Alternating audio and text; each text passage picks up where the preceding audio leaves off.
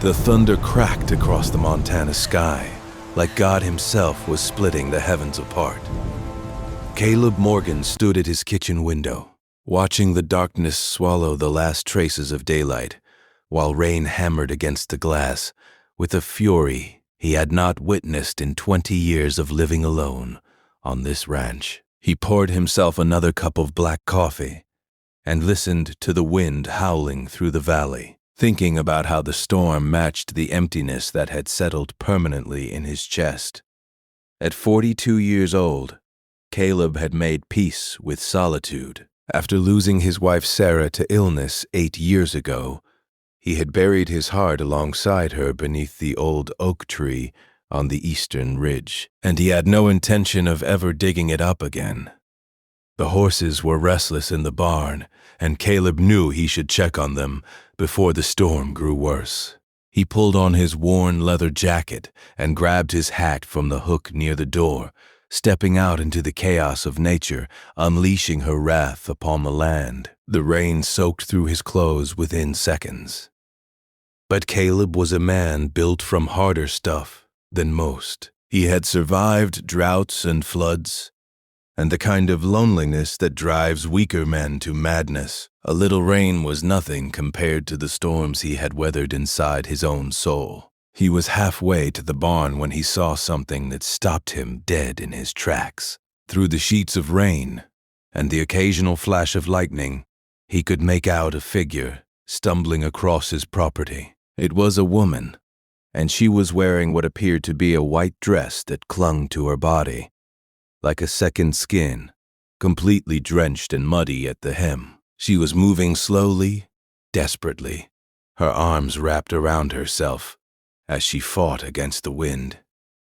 Caleb did not hesitate. Whatever his feelings about the world and the people in it, he was not the kind of man who would leave a soul to die in a storm. He ran toward her, his boots sinking into the mud with every step.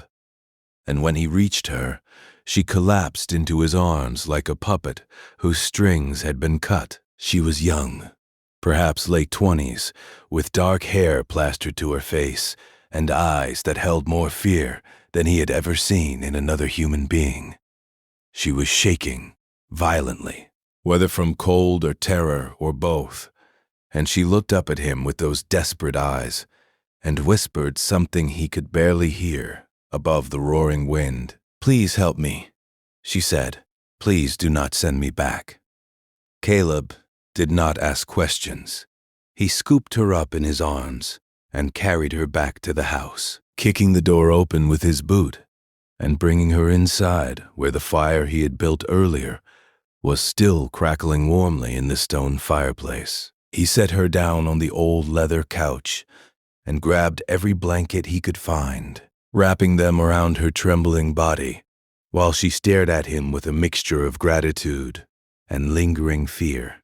He made her hot tea and found some of Sarah's old clothes that he had never been able to throw away, and he gave her privacy to change while he stood in the kitchen, wondering what in the world had just walked into his carefully constructed fortress of solitude. Her name was Emily, and when she finally stopped shaking enough to speak, she told him a story that made his blood run cold with anger.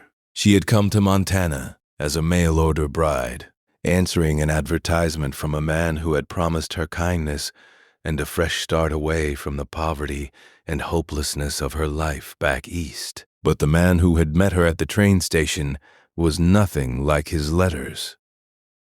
His name was Victor Crane, and he was one of the wealthiest ranchers in the county, a man whose reputation for cruelty was whispered about, but never spoken aloud, because people feared his power and his money. The wedding was scheduled for that very evening.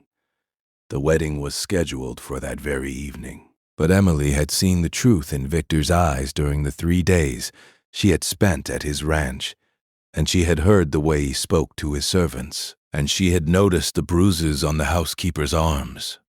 She knew, with absolute certainty, that marrying him would be the end of her, so she had run. Caleb listened to her story without interruption, his jaw tightening with every word she spoke. He knew Victor Crane. Everyone in the county knew Victor Crane, and most of them were too cowardly to stand against him. But Caleb Morgan had stopped caring about consequences a long time ago. When you have already lost everything that matters, there is nothing left for the world to take from you, and that kind of freedom makes a man dangerous. He told Emily she could stay as long as she needed. He expected her to leave as soon as the storm passed, to continue running towards some distant place where Victor Crane could never find her. But the storm lasted 3 days, and during those 3 days, something unexpected began to happen within the walls of that lonely ranch house. They talked. They shared meals together. Emily helped him with the horses, and she laughed at his dry humor, and she looked at him like he was something more than a broken man hiding from the world. Caleb found himself smiling for the first time in years, and the sensation was so foreign that it almost frightened him. On the 4th day, the sun broke through the clouds, and the world outside sparkled with the fresh beauty that follows destruction. Emily stood at the window where Caleb had stood the night she arrived, and she looked out at the land with something like longing in her eyes. She turned to him and said she supposed it was time for her to leave, and Caleb felt something crack open inside his chest, something he had kept locked away since the day he buried Sarah. He did not want her to go. The realization hit him like a physical blow, and for a moment, he could not speak. Victor Crane arrived that afternoon with 3 of his men, demanding that Caleb hand over his property. That was the word he used, property, and Emily shrank back in fear, while Caleb stepped onto his porch and faced the man who thought he owned the world. Words were exchanged, threats were made, and when Victor made the mistake of reaching for Emily, Caleb moved with a speed that belied his age and knocked the man flat on his back in the mud. He stood over Victor Crane with decades of suppressed rage burning in his eyes and told him that if he ever set foot on this property again, they would never find his body. Victor saw something in Caleb's eyes that day, something that told him this was not a bluff, and he gathered his men and left without another word.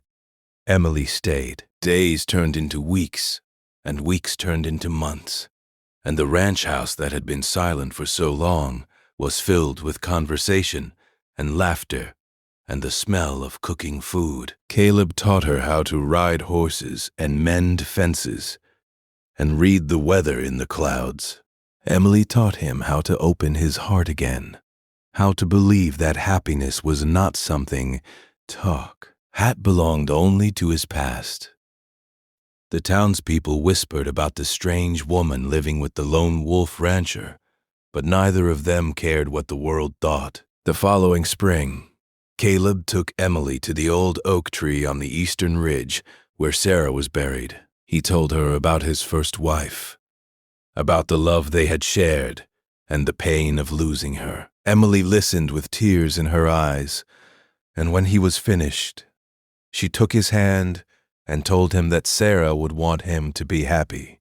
Caleb knew she was right. He had spent 8 years punishing himself for surviving, but standing there with Emily's hand in his, he finally understood that loving again was not a betrayal of his past, but a celebration of his future. They were married in the autumn, beneath a sky painted with colors that seemed to have been chosen specifically for them. The ceremony was small, just a few neighbors and the preacher from town, but it was perfect. As Caleb looked into Emily's eyes and promised to love her for the rest of his days, he realized that the storm which had brought her to his door was not a curse, but a blessing in disguise. Sometimes, life destroys everything we know, so that it can rebuild us into something stronger. And sometimes, the greatest love stories begin with 2 broken people finding shelter in each other.